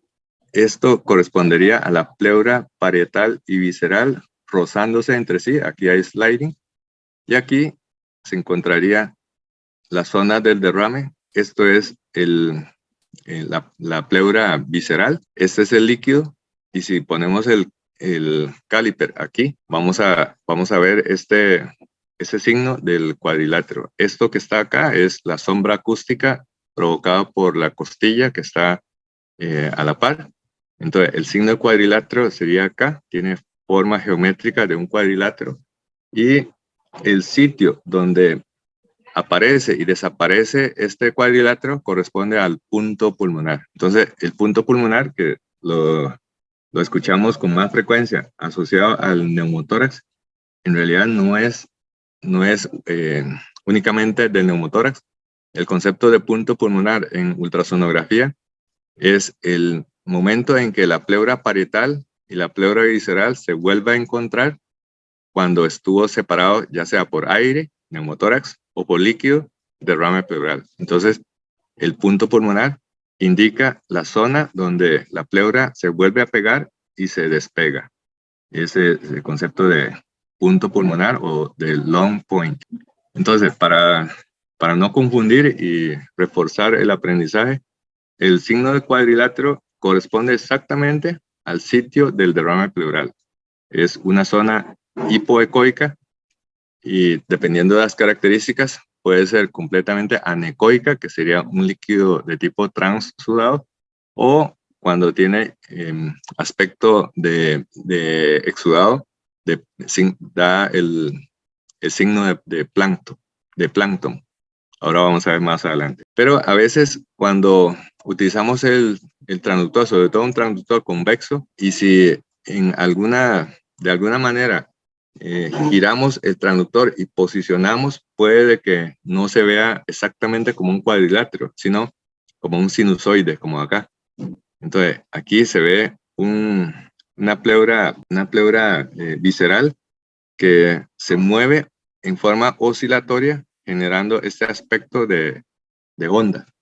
Esto es lo que se le conoce como el signo del sinusoide, que en realidad es la analogía del signo de cuadrilátero. Es una cuestión meramente de forma geométrica, pero en los dos casos traduce exactamente el mismo concepto, el mismo hallazgo, que hay un derrame pleural. Entonces, el signo de sinusoide igualmente traduce derrame pleural y se explica porque el pulmón se acerca a la pared torácica en inspiración y se aleja en expiración, pero tiene la misma trascendencia, la misma traducción del signo del cuadrilátero. Bueno, entonces aquí ya vimos cómo se diagnostica un derrame pleural. Ahora, de manera muy importante, es clasificar si es un derrame pleural de tipo transudado o de tipo exudado. Y eso tiene implicación desde el punto de vista de manejo. Un transudado en un paciente con insuficiencia cardíaca congestiva, probablemente podríamos manejarlo en forma conservadora a punta de diuréticos. Pero un derrame pleural de tipo exudado obligaría a hacer una toracentesis diagnóstica y eventualmente una intervención quirúrgica. Esa es la trascendencia de clasificar si es un derrame pleural de tipo transudado o de tipo exudado. Ahora, ¿cómo se ve un derrame pleural transudado y un derrame pleural exudado en un ultrasonido? Bueno, entonces, transudado es un líquido que tiene alto contenido proteico, pero bajo contenido proteico, es un líquido acelular, y el exudado es un derrame pleural que tiene un alto contenido proteico con enzimas y eventualmente también con células inflamatorias. Acá podemos ver un derrame pleural que es de característica tipo transudado. ¿Por qué? Porque es un líquido que es relativamente anecoico. Aquí es regular, no se ve el signo de plancton. Aquí vemos esto que es signo de la lengüeta. Esto que se ve acá es broncograma aéreo. Entonces esto se puede clasificar sonográficamente como un derrame pleural de tipo transudado. ¿Qué es lo que se observa cuando tenemos un derrame pleural tipo exudado? Entonces, se puede ver el signo de plancton, el signo de medusa, signo gusano y una pleura visceral irregular. Estos son datos que puede sugerir de que el líquido es de tipo transudado. Recordemos que el derrame pleural tipo transudado, el líquido es completamente anecoico. En cambio, el derrame pleural tipo exudado se acompaña de estos signos sonográficos: signo plancton, signo de la medusa, signo del gusano y también una pleura visceral irregular como consecuencia de la inflamación. Entonces, aquí podemos ver un derrame pleural en una radiografía. Así como está, no podemos poner la mano al fuego de que se trata de un exudado o de tipo transudado. Para eso debemos complementar con la insonación, y en este caso estamos poniendo un transductor convexo, y este líquido acá en el ultrasonido se ve que es de característica de tipo transudado. Se ve esto que es el signo de la lengüeta, esto que es el parénquima pulmonar completamente colapsado. Este líquido está completamente anecoico. Esta es la imagen del diafragma, este es el hígado, esto es la columna vertebral. Entonces, la presencia o la visualización de la columna vertebral en la insonación del pulmón indica de que aquí hay líquido y no hay aire. Entonces, esto corresponde a un derrame pleural de tipo transudado. Pero a veces podemos encontrar situaciones como esta. Entonces, aquí hay líquido, pero este líquido se acompaña de esto que se le conoce como signo de la medusa. Es como algo que flota aquí en este líquido, indicando de que hay un material proteináceo. Aquí se puede ver, aquí, también acá. Esta es la lengüeta del parénquima pulmonar que está colapsado por la compresión pasiva. Esto que se ve acá corresponde al broncograma aéreo, pero estas imágenes, esto corresponde a los tabiques que se observa en un empiema. Entonces, la presencia de estos hallazgos sugiere de que el derrame pleural está loculado y como aquí hay un exudado, entonces se trata de un empiema tabicado. Entonces, para recordar, cuando nosotros analizamos un derrame pleural, tenemos que buscar la zona donde hay una transición de pleura pegada y pleura no pegada. Eso nos permite ir poniendo los puntos pulmonares y perfilando los puntos pulmonares. Entonces podríamos estar trazando el tamaño del derrame pleural. Y recordemos entonces de que este punto pulmonar es una zona de transición en donde transitoriamente vemos deslizamiento pleural, el caminito de hormiga, y luego perdemos este caminito de hormiga, o sea, se pierde el deslizamiento pleural. Entonces aquí se puede ver claramente este punto de contacto. Esta es la pleura parietal, este es el broncograma aéreo, aquí vendría la pleura visceral, que se ha despegado, y esta zona hipoecoica, casi que anecoica, corresponde al derrame pleural. Y aquí vemos el deslizamiento pleural que corresponde a la pleura parietal y visceral frotándose entre sí. Entonces, este justo punto corresponde al punto pulmonar. Y acá vemos la tomografía de un derrame pleural. El líquido se va a las partes declives, en la parte posterior. El paciente en el aparato de tomografía está acostado, consecuentemente todo el líquido se va a la parte inferior.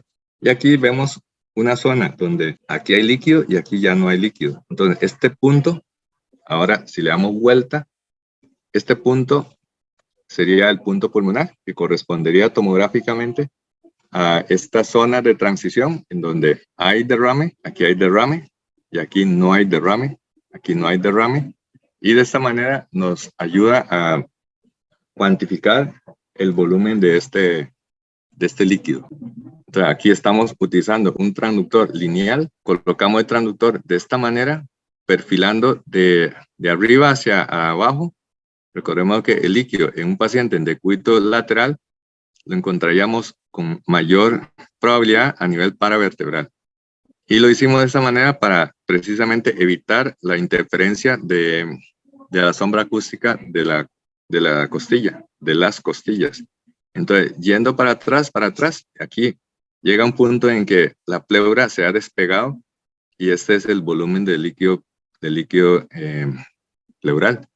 Y aquí más posterior estaría la columna vertebral, pero aquí claramente se ve el concepto del punto pulmonar. Aquí, cada vez que el paciente respira, la pleura se pega y se despega. Inclusive podremos decir de que ese parénquima pulmonar está enfermo porque aquí tiene mucho más líneas B de la cuenta. Eso significa de que hay un aumento de contenido de agua en comparación con el aire dentro del parénquima pulmonar. Bueno, y con este paciente, cuando hicimos la toracentesis, se drenó este líquido. Esta toracentesis se hizo en forma ecoguiada. Utilizamos un convencional catéter de vía venosa central. Eso para poder extraer todo el volumen necesario. Entonces, este líquido ¿qué es? ¿Es un líquido de tipo transudado o es un líquido de tipo exudado? A simple vista, da la impresión de que se trata de un líquido de tipo transudado. Sin embargo, visualmente a veces puede fallar. Entonces, la formación de espuma sugiere que hay alto contenido proteináceo. Cuando hay mucho grumo o cuando hay tirita de sangre, sugiere de que podría tratarse de un exudado. Pero hay que complementar con estudios de bioquímica y de frotis. Entonces, un ejemplo es que este líquido lo mandamos a analizar y nos reporta lo siguiente: glucosas de líquido 143, proteínas totales de líquido 2.8 gramos por decilitro, colesterol 57, deshidrogenasa láctica 188, amilasa 29, triglicéridos 30 y albúmina 1.8. Con base en esto, ¿qué tipo de líquido corresponde? ¿Un transudado o un exudado? Entonces, para ello, debemos comprender los criterios para diferenciación bioquímica entre un transudado y un exudado. Ya vimos las características ultrasonográficas, pero hay que complementar con el análisis bioquímico. Para el análisis bioquímico, entonces, utilizaríamos una comparación de lo que se reporta en el líquido contra lo que se mide en la sangre. Eso es como cuando queremos valorar si hay o no hipoglucorraquia. Tenemos que tomar simultáneamente una glicemia por micrometro para poder comparar la glicemia de ese momento contra la glucorraquia. Y lo mismo se hace aquí. Concomitantemente, la proteína sérica estaba en 6.5 y la deshidrogenasa láctica sérica estaba en 326. Entonces, ¿y cómo se interpreta? Para eso, con esta información ya es suficiente para diferenciar si es un transudado o si es un exudado. Y para ello, utilizamos los criterios de Light. Los criterios de Light incluyen 3 criterios. Número 1, que la concentración de proteína en el líquido del derrame dividido entre la concentración de proteína sanguínea es mayor de 0.5. Cuando la deshidrogenasa láctica está más de 200 y cuando la concentración de deshidrogenasa láctica del líquido pleural dividido entre la concentración de deshidrogenasa láctica en la sangre es mayor de 0.6. Entonces vamos a sacar los números, es de los criterios de Light con este ejemplo. Entonces, este es el reporte y tenemos que la concentración de proteína sérica es 6.5, deshidrogenasa láctica 3.26. Entonces, si dividimos 2.8 aquí, 2.8 dividido entre 6.5, que es la proteína sérica concomitante, nos da 0.43. Y la deshidrogenasa láctica, 188 entre 3.26 da 0.58. 0.58. Entonces, con base en esto, decimos de que según los criterios de Light, este líquido corresponde a un derrame pleural tipo transudado. Para recordar que no se nos olvide el concepto de exudado versus transudado, según los criterios de Light, una división de proteínas de líquido versus de suero, el punto de corte es 0.5. Más de 0.5 es exudado. Menos de 0.5, transudado. DHL absoluto de 200. Más de 200, exudado. Menos de 200, transudado. Y DHL de líquido versus suero, más de 0.6, exudado. Menos de 0.6, transudado. Con el ultrasonido se puede documentar la presencia del derrame pleural como una muy elevada sensibilidad. Con pocos mililitros de líquido dentro del espacio pleural ya podemos objetivar mediante la insonación. Y la otra utilidad del ultrasonido en la valoración de los pacientes con derrame pleural es que permite clasificar si se trata de un derrame pleural con contenido transudado o más bien se trata de un exudado. También muy importante que nos permite estimar su tamaño. Ya habíamos conversado previamente sobre las 2 primeras indicaciones. Ahora vamos a concentrarnos en cómo el ultrasonido nos permite estimar el tamaño del derrame pleural. Para eso tenemos que recurrir a las leyes físicas. El líquido tiene más peso, más densidad en comparación con el aire. Consecuentemente, si vamos a buscar derrame pleural, debemos buscar en las zonas declives.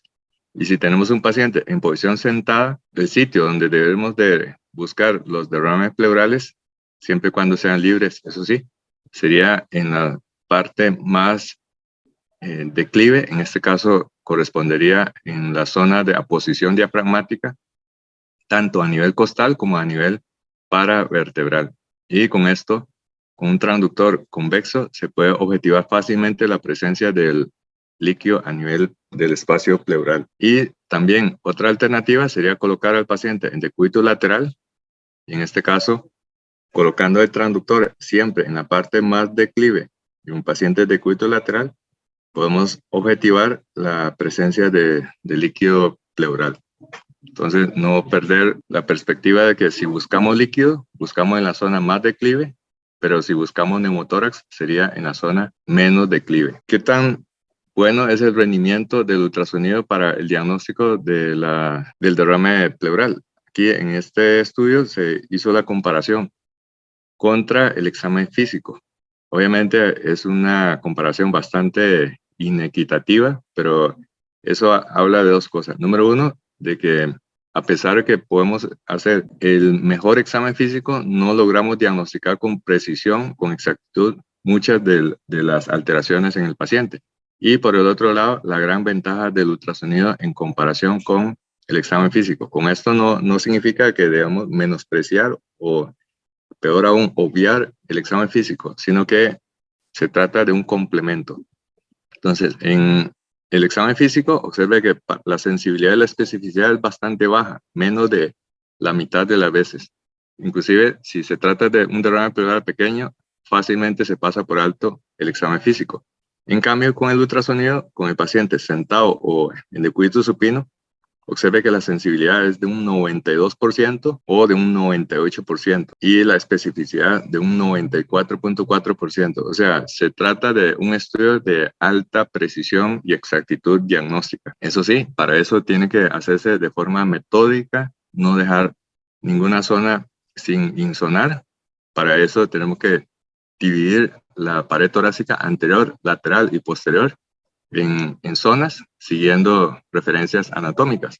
La referencia anatómica tenemos aquí externamente la línea paraesternal, la línea medio clavicular, la línea axilar anterior, la línea axilar media y a nivel de tetilla trazamos una línea horizontal para entonces dividir la mitad superior y la mitad inferior del tórax. Y así tenemos 4 zonas. Esta es la técnica de las 4 zonas, pero también hay técnicas que divide en 16 zonas o técnica que divide en 12 zonas. No importa qué estrategia utilizamos, lo importante es que se insone todas las áreas donde es más probable encontrar el derrame pleural. Recordemos de que si el paciente está en posición de pie, las áreas que tenemos que buscar exhaustivamente son las zonas declives en la parte inferior.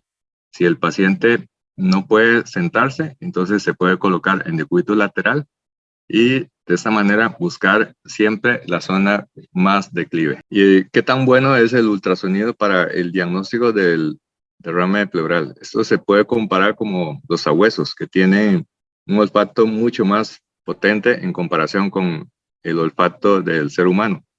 Y el umbral de detección del derrame pleural es de 15 mililitros. Basta con 15 mililitros líquido en el espacio pleural libre con el ultrasonido realizado por manos expertas y ojos expertos, se logra diagnosticar este derrame pleural. 15 mililitros fácilmente se pasa por alto o es imposible de detectar mediante el examen físico. Por mejor que hagamos el examen físico, no logramos detectar 15 mililitros de derrame. Ahora, ¿cómo se hizo para obtener esa cifra de umbral de detección?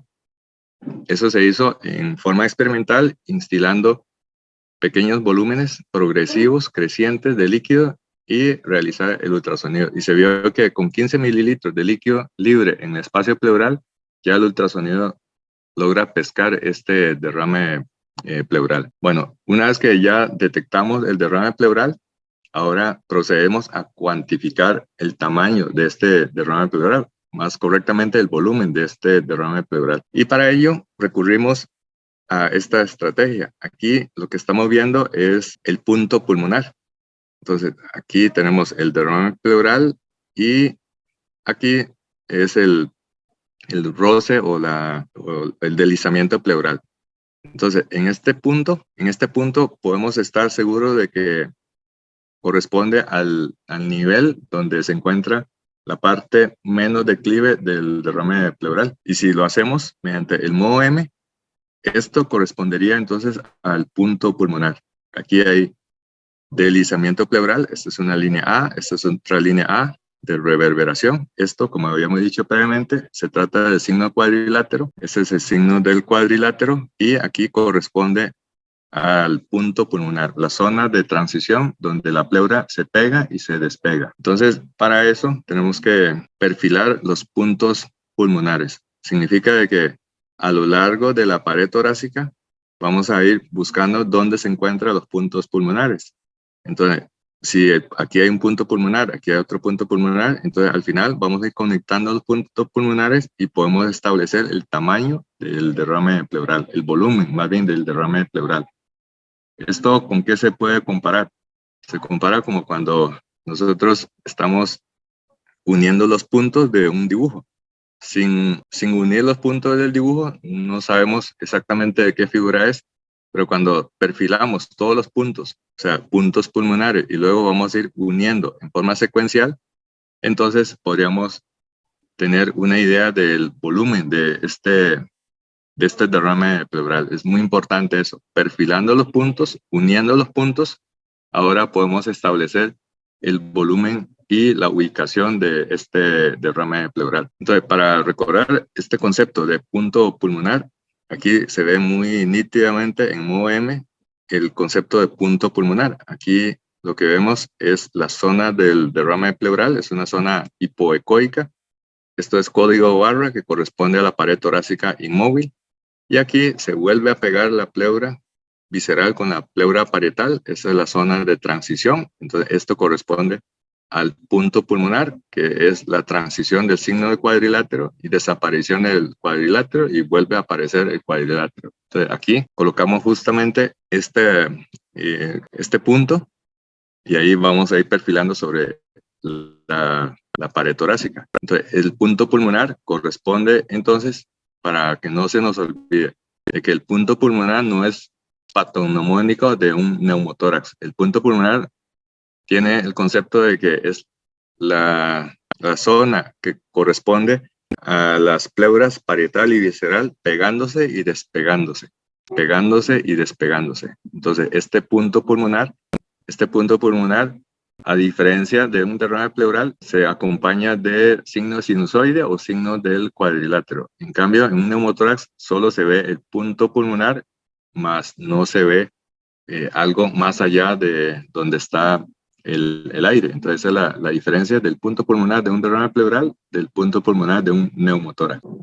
Pero aquí hay que aclarar de que punto pulmonar no es lo mismo que signo de la cortina. El signo de cortina se presenta cuando nosotros insonamos.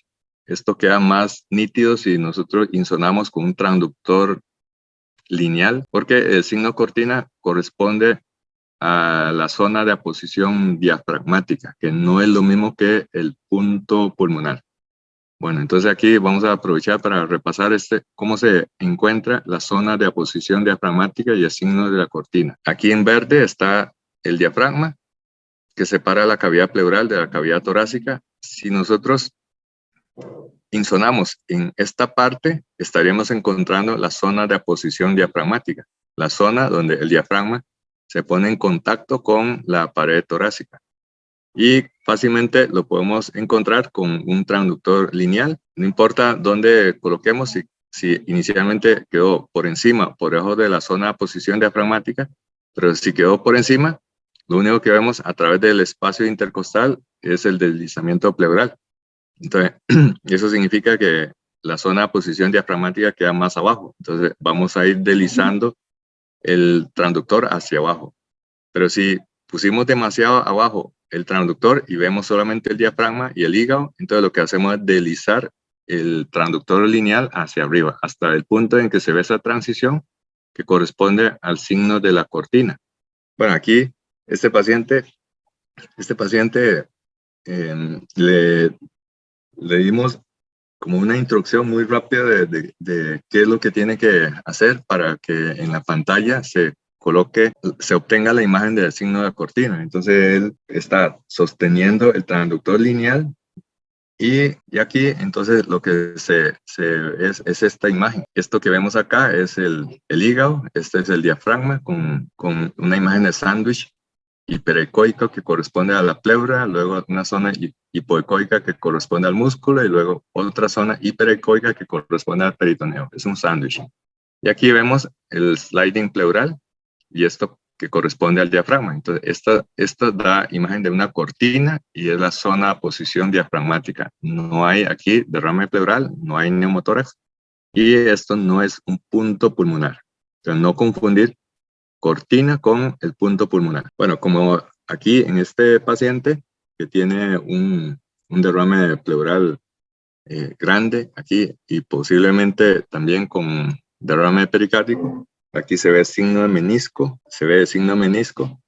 Entonces, con esta imagen, como se tomó la radiografía en el paciente que está acostado, fue una placa portátil, entonces el líquido se esparce hacia atrás y no se puede cuantificar exactamente el volumen del derrame pleural. Entonces lo que hicimos fue insonar a nivel de emitores derecho y vimos que tenía un volumen muy grande. Entonces se le hizo una toracentesis aquí con un catéter venoso central. Y aquí entonces le estamos extrayendo el líquido, es un líquido de características citrinas, compatible con un transudado. Y aquí es importante de que si dejamos un catéter para que se siga drenando, que no se confunda con una vía venosa, sino que rotular claramente que se trata de una vía de toracentesis. Entonces, acá fue antes de la toracentesis y este fue después de la toracentesis. Aquí se ve la vía central que está en posición intrapleural. Entonces se ve claramente que se limpió bastante de líquido y la diferencia entre esta placa y esta otra placa fue un volumen que tenemos que estimar. Entonces, ¿cuánto es el volumen para que después de la toracentesis quede con esta imagen de radiografía? Bueno, para eso tenemos que conocer la técnica para estimar el volumen de líquido mediante el ultrasonido. ¿Y cómo se hace? Eso se hace midiendo la distancia máxima perpendicular entre la superficie pulmonar, o sea, la pleura visceral y la pared torácica, en este caso la pleura parietal. Y esta es la correlación, estos son los milímetros de separación y acá el volumen del derrame pleural. Y sin embargo, no siempre es completamente exacto, sino que hay variaciones. Aquí se puede ver cómo a mayor volumen, mayor va a ser, entre comillas, la dispersión de el valor real versus el valor que se ha estimado.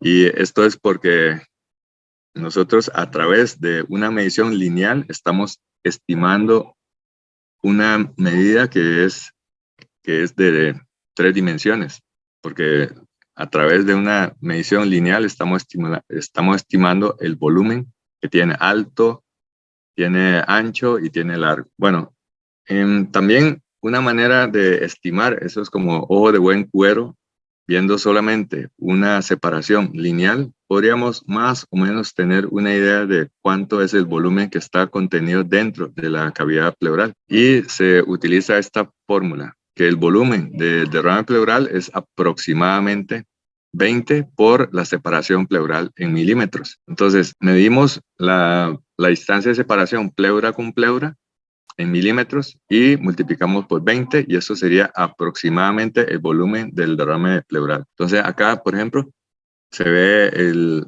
punto pulmonar y así aquí hacemos la medición. En este punto tenemos de que la separación pleura parietal, pleura visceral fue de 20 milímetros. Eso significa que con esta imagen multiplicada por 20 nos daría aproximadamente 400 mililitros de volumen. 400 mililitros de volumen. Bueno, eso fue lo que estimamos en el paciente. O sea, de aquí a acá hicimos una insonación, colocamos al paciente en posición sentada, medimos la máxima separación pleura con pleura y según la fórmula da aproximadamente 400 mililitros. Pero al final, ¿cuánto fue lo que nosotros le sacamos a este paciente? Le sacamos 740 mililitros. Entonces aquí va acorde con el concepto de la dispersión entre lo que se estima versus lo que realmente se obtiene. Y eso es porque estamos tratando de inferir a través de una medición lineal de una medida que realmente es tridimensional, como lo es el volumen. Bueno, pero aquí no significa que el ultrasonido no sirva para nada para valorar el volumen de un derrame pleural. Obviamente, cuando vemos una separación de 2 centímetros, ya sabíamos de que era un derrame pleural importante. Y otra cosa es que estas fórmulas solo se aplican para derrames pleurales libres, no para derrames loculados. Por ejemplo, acá, este es un derrame pleural que está loculado en una paciente que tiene un derrame pleural maligno. Entonces, si hacemos la insonación acá, podríamos subestimar o sobreestimar el volumen total del derrame pleural. Y hay casos en que sin tener que hacer muchas mediciones ya sabemos que se trata de un derrame pleural masivo. Por ejemplo, acá estamos insonando, obteniendo esta imagen que se busca para bloqueo interescalínico, para bloqueo de plexo braquial a nivel supraclavicular. Y aquí se ve la arteria subclavia y esto correspondería al corner pocket. Y aquí se ve cómo, aquí que debería haber un sliding pleural, pero aquí vemos esto que sería el signo cuadrilátero de un derrame pleural masivo. ¿Por qué masivo? Porque está arriba, en la parte menos declive de la caja torácica. Entonces, con solo ver esto, es un paciente que tiene un derrame pleural masivo. Bueno, ¿y cuál es la importancia de documentar el derrame y cuantificar el volumen del derrame? Tiene valor pronóstico. Tiene valor pronóstico en muchas situaciones, pero vamos a poner ejemplo, los pacientes que tienen embolia pulmonar. Aquí claramente se puede ver una embolia pulmonar con una altísima carga embólica. De hecho, el cilindro, el trozo de coágulo quedó aquí atorado, cabalgando en la bifurcación de la arteria pulmonar. Y también han migrado también fragmentos a nivel de las ramas lobares de la arteria pulmonar. Entonces, con esta tomografía, vemos de que aquí ya se puede observar un poco de derrame pleural, pero si tenemos el ultrasonido, podemos completar la insonación y valorar la magnitud de este derrame pleural. Y ahora, ¿qué tan común es el derrame pleural en paciente con embolia pulmonar y si realmente confiere un valor pronóstico? En esta revisión sistemática y con metaanálisis de Lee y colegas, ellos realizaron metaanálisis que incluyó un total de 29 estudios con un total de 13.430 pacientes. Y ellos encontraron que el derrame pleural en los pacientes con embolia pulmonar que ha meritado de hospitalización estuvo presente en 41.2% de los pacientes. O sea, prácticamente la mitad de los pacientes con embolia pulmonar tiene derrame pleural.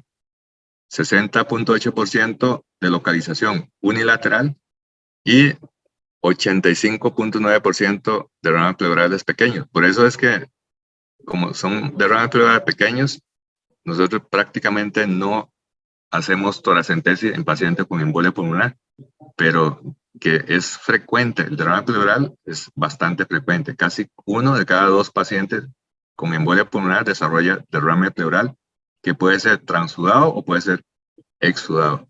Transudado si es debido a falla cardíaca y exudado si hay una inflamación alrededor de la zona que tiene el derrame, pero que tiene el infarto pulmonar y hace un derrame pleural que es de tipo cero hemático. Bueno, continuando con este estudio de metaanálisis y revisión sistemática, observa que el ultrasonido de tórax encontró derrame pleural en el 60%, prácticamente 59.3, el 60% de los pacientes con derrame pleural.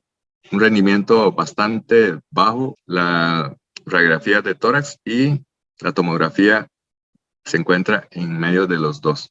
Entonces, aquí estamos viendo la gran utilidad del ultrasonido para valorar derrame pleural en pacientes con embolia pulmonar. ¿Y eso tiene alguna utilidad? Pues tiene valor pronóstico, porque Lee y colegas encontraron de que la presencia de derrame pleural en pacientes con embolia pulmonar se asoció con un incremento de la mortalidad intrahospitalaria. 12% de los pacientes con embolia pulmonar y derrame pleural fallecieron contra 4.3% de aquellos que tuvieron embolia pulmonar. Entonces, aumenta la mortalidad en prácticamente un factor de 3 veces. Esto tiene entonces importancia pronóstica entre los pacientes con embolia pulmonar. Y hacer un ultrasonido de pulmón en pacientes con embolia pulmonar realmente no cuesta nada. Y vea la gran utilidad para establecer ya de por sí el pronóstico del paciente con embolia pulmonar. Y esto probablemente va acorde con que si tenemos un paciente con embolia pulmonar y le hacemos un POCUS pulmonar y encontramos derrame pleural, como que no es una buena idea manejar de forma ambulatoria a los pacientes, aun cuando se trata de pacientes con embolia pulmonar, entre comillas, con bajo riesgo. Entonces, aquí la línea de neutralidad, ese es el forest plot de este estudio de metaanálisis, y el rombo hace un resumen de los hallazgos. Encuentra de que los pacientes con derrame pleural tienen un aumento tanto de mortalidad intrahospitalaria como de una mortalidad global a 30 días. Aumenta la mortalidad prácticamente un factor de 3 veces. Eso significa entonces para consolidar el concepto y aprendizaje es que si tenemos una embolia pulmonar y estamos viendo un derrame pleural, eso significa de que hay mayor morbimortalidad. Bueno, también derrame pleural es algo bastante común entre los pacientes de cirugía cardíaca. Por ejemplo, aquí la foto corresponde a una sustitución de válvula aórtica con la aorta ascendente. Es una cirugía de Bentall de Bono en pacientes con insuficiencia aórtica con anuloectasia secundaria. Entonces, en este tipo de pacientes y en términos en los pacientes de cirugía cardíaca, se ha observado que el derrame pleural se asocia con peor pronóstico después de cirugía cardíaca. Y en este estudio que involucró un total de 3.692 pacientes repartidos en 3 grupos. Grupo 0 o grupo 0 aquí, no derrame pleural. Grupo 1, derrame pleural que no ameritó de intervención, o sea, colocación de una sonda de tórax o un pleurocast. Y el grupo 2 con derrame pleural que ameritó de intervención. Y aquí claramente se ve cómo los pacientes del grupo 2, o sea, derrames pleurales grandes después de una cirugía cardíaca, se asocia con mayor mortalidad, mayor duración de hospitalización, mayor estancia en cuidados intensivos, mayor duración en ventilación mecánica y todo estadísticamente significativo, mayor tasa de transfusión, mayor probabilidad de encontrar hemotórax y aquí también mayor probabilidad de una reintervención. Entonces, claramente, con el POCUS podemos ir identificando a los pacientes con peor desenlace después de una cirugía cardíaca. Bueno, y entre los pacientes con COVID-19, ¿cuál es el impacto del POCUS pulmonar para valorar el hallazgo de un derrame pleural? Los pacientes que tienen COVID-19 con afectación pulmonar grave, se ha observado que existe derrame pleural en un porcentaje que no es despreciable, pero es curioso cómo en los pacientes con neumonía por COVID-19 se ve una gran afectación parenquimatosa De hecho, la afectación parenquimatosa es más de distribución periférica, o sea, subpleural, pero el derrame pleural no es tan elevado en comparación con los hallazgos dramáticos en el parénquima pulmonar. Se presenta en 7.3% de pacientes con COVID-19 y suele aparecer entre el quinto al séptimo día de inicio de los síntomas. Y aquellos que han sido drenados, el resultado suele ser de exudado con infiltrado linfocitario y neutrófilos con elevación de deshidrogenasa láctica.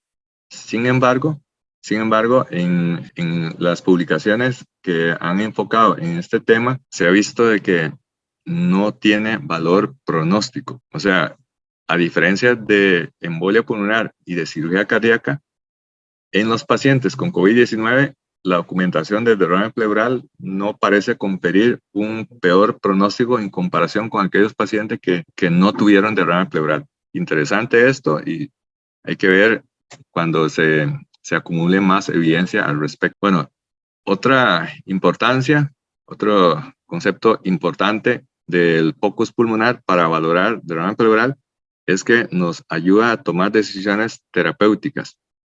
¿Por qué decisiones terapéuticas? Porque si encontramos un empiema que está tabicado con esos signos que vimos, signo de medusa, signo de plancton, y también cuando se trata de derrames muy grandes, entonces nos empuja a una decisión terapéutica invasiva, que es el drenaje diagnóstico o terapéutico. O sea, aquí hay un algoritmo para el enfoque del derrame pleural: historia clínica, examen físico, radiografía, descartar insuficiencia cardíaca. Pero aquí el algoritmo continúa y aquí se ve la utilidad del ultrasonido. Una punción guiada por ultrasonido o directamente, incluso aquí podríamos poner para el diagnóstico de derrame pleural, complementando con la radiografía de tórax, el POCUS pulmonar. Aquí vemos un ejemplo de cómo el ultrasonido tiene utilidad para tomar decisión diagnóstica y terapéutica. Este es el caso de un paciente con un derrame pleural maligno, grande, muy grande. Aquí se ve claramente una atelectasia aquí compresiva pasiva y se complementó con ultrasonido para tomar la decisión de un drenaje guiado por el ultrasonido. Y aquí este paciente que tiene 62 años con un derrame pleural maligno, se le hizo medición de los valores espirométricos antes de la toracentesis guiada por ultrasonido y después de la toracentesis.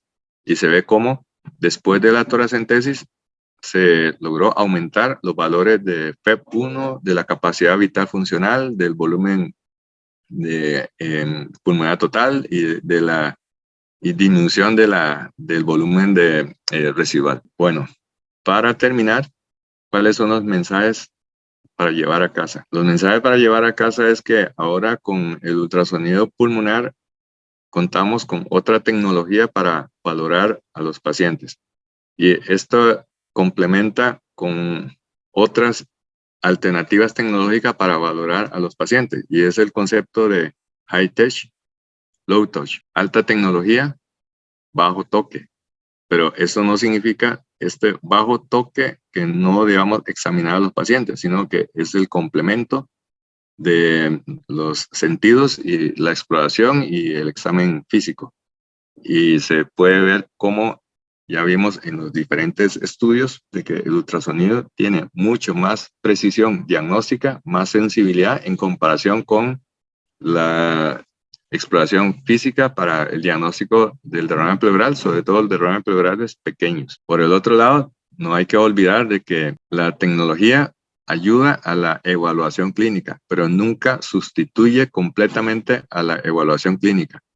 De hecho, muchas veces nosotros, empezando con la historia clínica y el examen físico, vamos a ir encontrando cosas que con los sentidos no logramos precisar, y entonces hay que echar a andar estas herramientas complementarias de diagnóstico como lo es el POCUS. Y para recordar el caso que tuvimos, se le había colocado una sonda de tórax derecho en el preoperatorio y la cirugía propuesta fue BATS para drenaje del empiema pleural, pero encontramos también que tenía un derrame pleural en el lado derecho. Para eso se hizo una también punción guiada por ultrasonido y se vio de que se trataba más bien de un líquido de tipo transudado.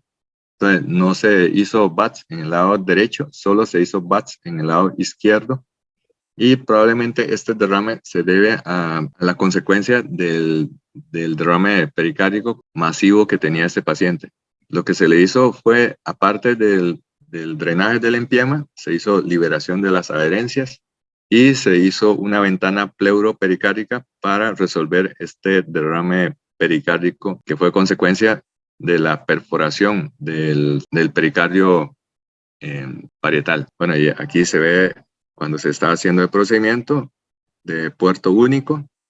Este es el líquido que se estaba drenando. Claramente se ve que es de tipo serohemático correspondiente al empiema. Y aquí se puede ver el antes, cuando tenía una ingurgitación yugular. Fue algo inesperado para lo que se había planteado previamente, que era drenar simplemente el empiema, pero luego con el POCUS varió completamente el enfoque de manejo intraoperatorio y al encontrar esta ingurgitación yugular, entonces nos enfocamos hacia el saco pericárdico y encontramos el derrame pericárdico y la zona del defecto del pericardio como consecuencia de la puñalada que recibió.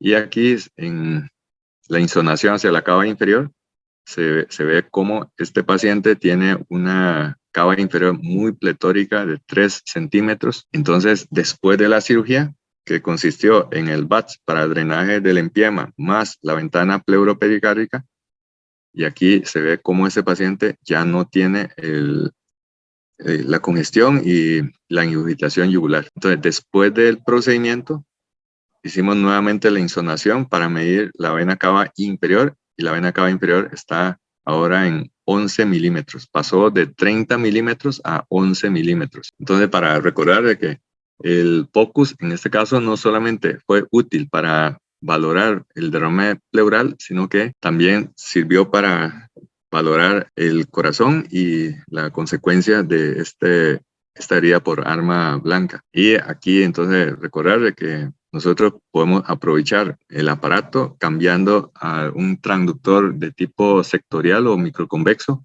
Y aquí entonces podemos insonar en para obtener diferentes ventanas. Uno muy útil, la ventana correspondiente a la vena cava inferior.